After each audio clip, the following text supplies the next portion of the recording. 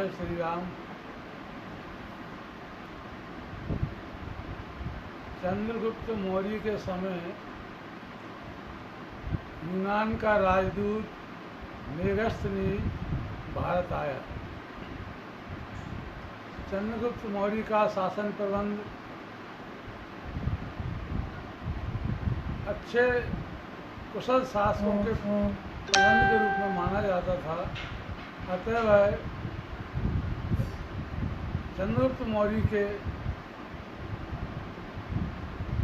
प्रधानमंत्री चाणक्य से मिलने की उसने बहुत प्रशंसा सुनी थी। अतः मिलने की इच्छा जाहिर की। वह गली गली बस्ती में घूमता हुआ लोगों से पूछा कि प्रधानमंत्री कहाँ रहते हैं, उनका भवन कहाँ है। तब उन्होंने इशारा करके बताया कि वहाँ जो झोंपड़ियाँ पट्टी हैं वहाँ आप चले जाइए, वहाँ आपको उन प्रधानमंत्री आचार्य चाणक्य का मकान मिल जाएगा। मेगस्थनीज जब झोंपड़ियों के बीच पहुँचे तो उन्हें कोई राजभवन सा प्रधानमंत्री जैसे पद का आवास उन्हें दिखाई नहीं दिया। तो उन्होंने सोचा ये लोगों ने मुझे मूर्ख बना दिया। फिर भी उसने एक वहाँ खड़े हुए व्यक्ति से पूछा कि आचार्य चाणक्य यहाँ कहीं रहते हैं। तो उस व्यक्ति ने जवाब दिया, श्रीमान जी, आचार्य चाणक्य का भवन तो यही है जिस कुटी के सामने आप खड़े हैं। यह कुटी जो है आचार्य चाणक्य ही है। बड़ा आश्चर्य हुआ उसे। एक इतने बड़े राष्ट्र का प्रधानमंत्री और एक झोंपड़ी में रहता है। अतः वे झोंपड़ी में घुसे। अंदर एक व्यक्ति को उन्होंने कुछ लिखते हुए देखा। उनसे पूछा, भाई मुझे प्रधानमंत्री चाणक्य से मिलना है, कि आप मिलवा दोगे मुझे? तो आचार्य चाणक्य ने उनसे कहा कि आपको क्या काम है उनसे? बोले, मुझे उनसे ही मिलकर कुछ बताना है, मैं आपको नहीं बता सकता। तो वो बोले, आचार्य चाणक्य, कि मैं ही इस देश का प्रधानमंत्री आचार्य चाणक्य हूँ, कहो आपको क्या काम है? मेगस्थनीज ने जब ये सुना, एक राष्ट्र का प्रधानमंत्री झोंपड़ी में एक चटाई पर बैठा हुआ एक दीपक की रोशनी में कुछ लिख रहा है, उसे बड़ा आश्चर्य हुआ। उसने पूछा कि आपको कैसे पता कि मैं मेगस्थनीज हूँ? बोले, आपके बारे में मेरे सादा वेश में जो गुप्तचर घूम रहे हैं वो सब कुछ उन्होंने मुझे बता दिया कि आप यूनान से आए हैं और मेगस्थनीज हैं और आप मुझसे मिलना चाहते हैं। बताइए आपको क्या काम है? बोले, मैं राजकाज प्रबंध के बारे में कुछ आपसे जानना चाहता था, लेकिन मेरा विचार बदल रहा है। अब पहले मैं आपकी जीवन शैली, जीवनचर्या के बारे में जानना चाहता हूँ। अतः पहले मुझे आप अपने बारे में बताइए। इतना सुनते ही आचार्य चाणक्य ने एक दीपक जो जल रहा था उसमें से काड़ी से दूसरा दीपक जलाया और उस दीपक को बुझा दिया जो पहले जल रहा था। ऐसी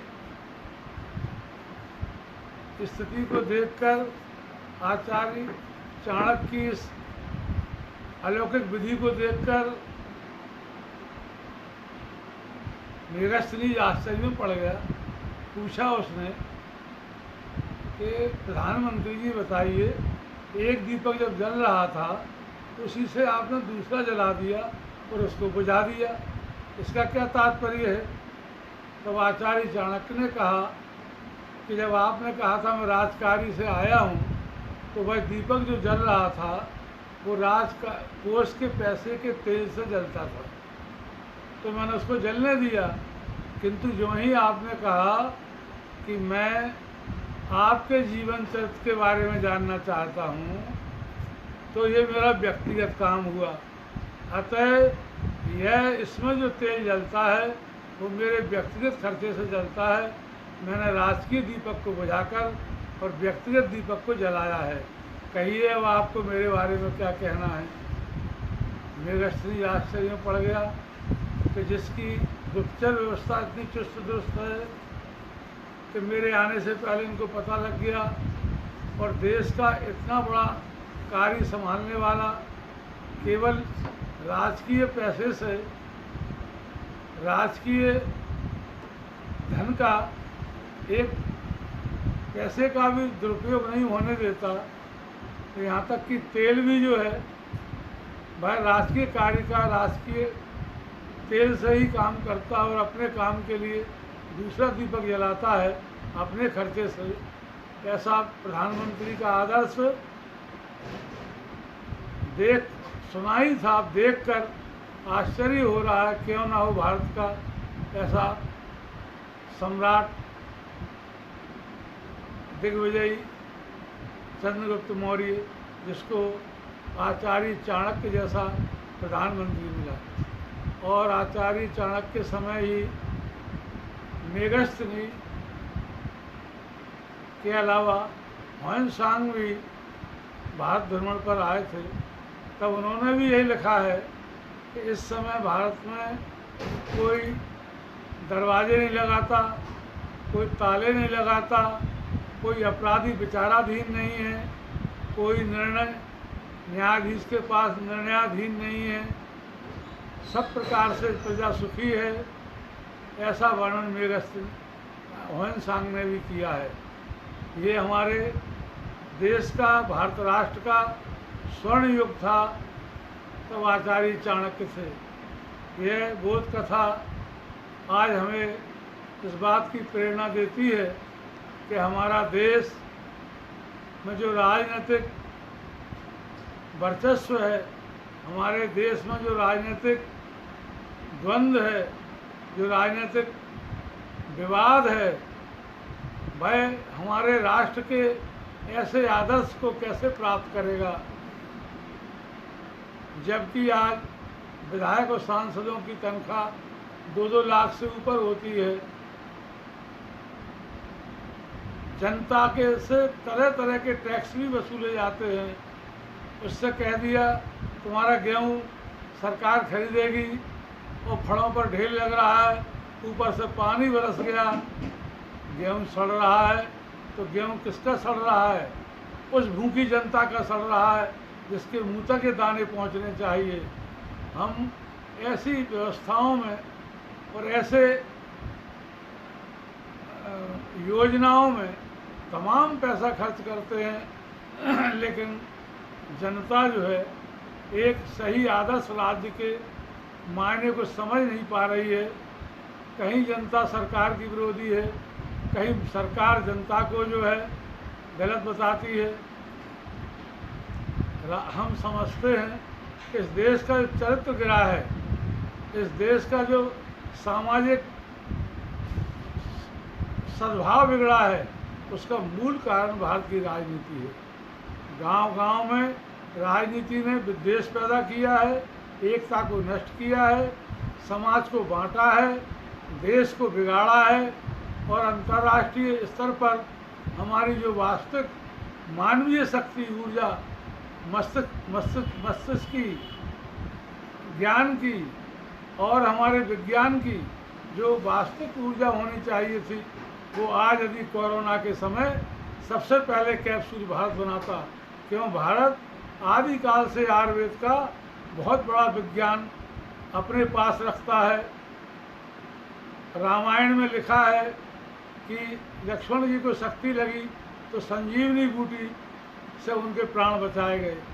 जब ऐसी सारी बातें हमें आयुर्वेद के मामले से पता चलता है, पंचकर्म के द्वारा मनुष्य का कायाकल्प होता है, तो हम कोविड-19 का कैप्सूल बनाने में पीछे क्यों हैं? बहुत अच्छा होगा कि यदि इसकी दवा भारत में खोजी जावे, जबकि भारत में सब प्रकार की औषधियाँ विद्यमान हैं। इसके बहाने, इसके कथा के बोध से और इन वातावरण के प्रबोध से हम आपसे एक बात कहना चाहेंगे कि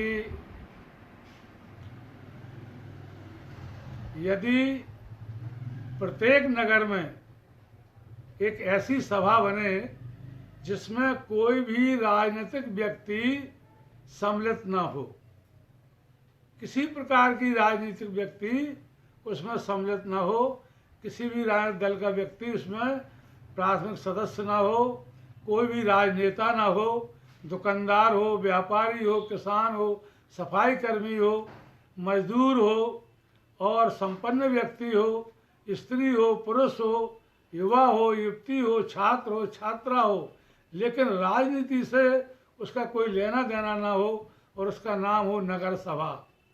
और उसका प्रथम अधिवेशन 31 दिसंबर को अशोकनगर में किया जावे और उसमें कोई भी शुल्क, नागरिक शुल्क न ली जावे। पहली बार जन सहयोग से, आपसी सद्भाव से, मेल से एक ऐसी नगर सभा बने जो नगर के लिए अच्छी प्रकार से विधिवत सही ढंग से सोच सके और राजनीतिक खेमों में नगर की प्रगति न बढ़ सके। दो उदाहरण हमारे सामने हैं। एक नगर की कृषि उपज मंडी कहाँ से कहाँ पहुँची और उसके अप्रोच के साधन कैसे हैं, रास्ते कैसे हैं, हमने इस पर विचार नहीं किया। दूसरा, हमारा जो शासकीय अस्पताल है वह भी जो है बड़ी अव्यवस्थाओं से, ओवरब्रिज के कारण जो है वह रोगी और रोगी के साथियों को बड़ा कष्टदायक है और उन डॉक्टरों को भी और उन स्वास्थ्य कर्मियों के लिए भी वह सीधा रास्ता नहीं है। इसी प्रकार से यदि नगर सभा राजनीति से दूर केवल सद्भाव के साथ उन नागरिकों की सभा हो जो नारियों का सम्मान करते हों, जो बच्चियों के लिए देव स्वरूप मानते हों, जो किसी भी जाति बिरादरी में भेद ना करते हों और अपने नगर के लिए समृद्ध बनाने के लिए और नगर को सद्भाव में ढालने के लिए, नगर को एक रूपता देने के लिए नगर सभा का निर्माण करें और अभी से वह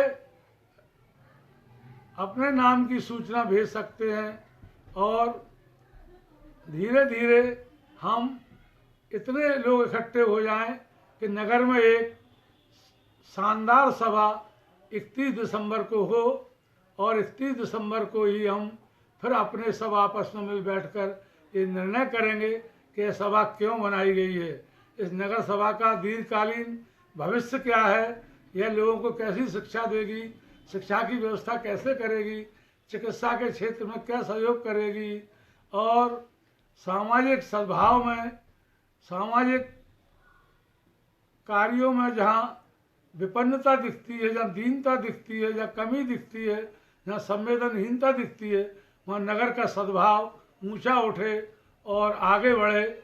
इस पर लोगों की राय, इस पर विद्वानों की राय, इस पर जो है समाज के सद्भावी लोगों के विचार जानने का अवसर मिलेगा और हम फिर उस सब अपने विचारों को लेकर आगे बढ़ेंगे। एक बड़ी विशेष बात होगी इसमें कि इसमें कोई अध्यक्ष, उपाध्यक्ष, महासचिव के लिए फार्म नहीं भरे जाएंगे।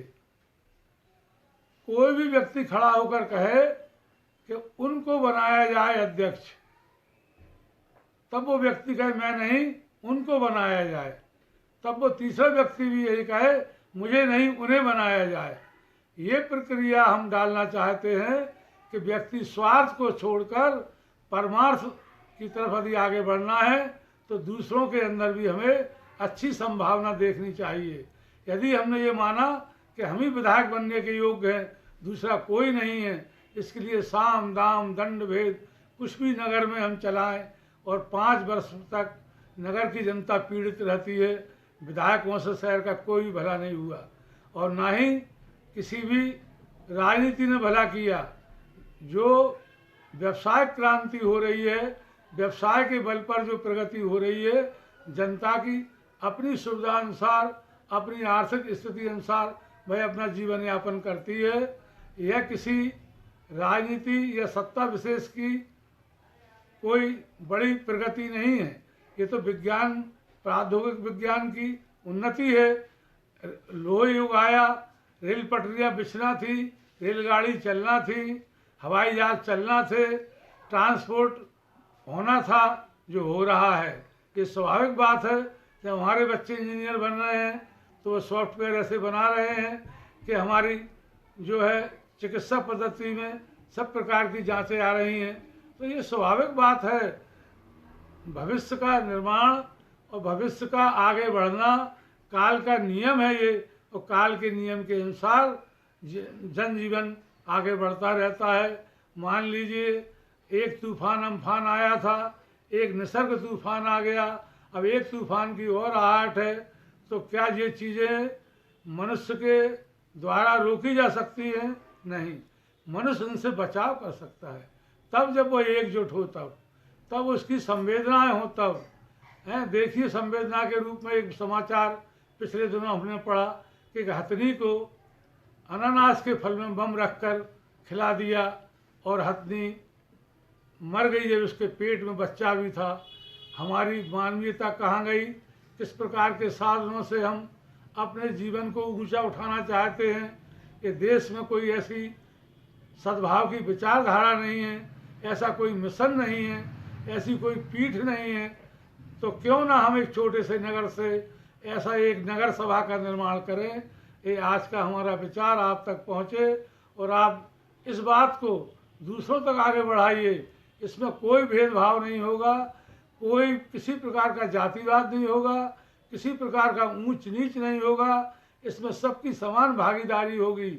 और पहला जब अधिवेशन होगा तो कोई शहर की महिला ही इसकी अध्यक्षता करेगी और हम महिलाओं का सम्मान ऊपर रखेंगे और अपनी संस्कृति को आगे लाएंगे। इतना कहकर आज का कार्यक्रम मैं सोचता हूँ कि आपको भली प्रकार समझ में आया होगा और इस पर अपने विचार आप मुझे भेजें। मेरा इसमें कोई स्वार्थ नहीं है, मेरा इसमें कोई अगला कदम नहीं है। मैंने सब चीज़ें आपके पास भेज दी हैं। आपको ही कदम उठाना है, आपको ही एक रजिस्टर बनाना है। जो पहले इसमें कार्य करे वो इसमें नाम लिखे, लोगों को जोड़े, अथवा एक रजिस्टर मैं अपने पास रख लूँगा, आप मुझे सूचना भेज दीजिए। बस संपत्ति नगर की संपत्ति होगी, नगर की कार्रवाई होगी। व्यक्तिगत उसका ना कोई सचिव होगा, ना कोई उसका जो है अध्यक्ष होगा। शहर ही, नगर ही उसका अध्यक्ष है और नगर की शोभा, नगर का सम्मान स्त्री ही वर्ग से ही हम वहाँ अध्यक्षता कराएंगे। जय हिंद।